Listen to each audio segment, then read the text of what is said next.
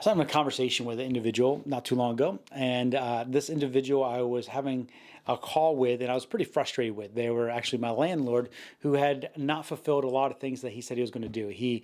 There's things that they said that was going to happen, didn't happen. Things that we were suffering the consequences of his decisions, and just lack of care in some aspects. He's a great guy, but I found myself really offended and frustrated with him.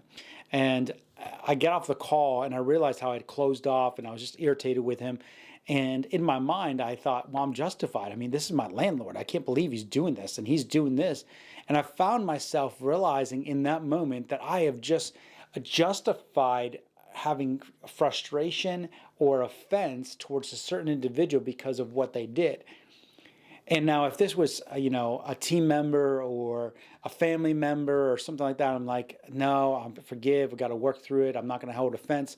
But somehow I compartmentalize this and like, this is okay over here, though. It's kind of like somebody drives and cuts you off. You're like, well, they cut me off. Of course I'm going to get mad at them, honk my horn, and be frustrated. And I realize how easy it is, whether it's an employee or employer, or if it's a client or a vendor, how we can justify our attitude, our actions, or frustration or offense based upon the circumstance, when we are called as believers to live out an expression of love, of forgiveness, of grace. It says to forgive, and then you'll be forgiven. It says don't condemn, don't judge, otherwise you will be. And in the same way that you give, it shall be given back to you.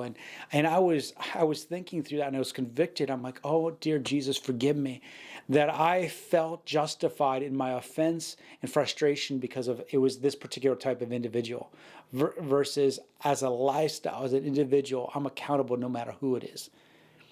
And I want to encourage you and challenge you as kingdom believers, as businessmen and women, that we live in this lifestyle of always being forgiving, always being unoffendable, always walking in love and grace, because as we give, it's given back to us.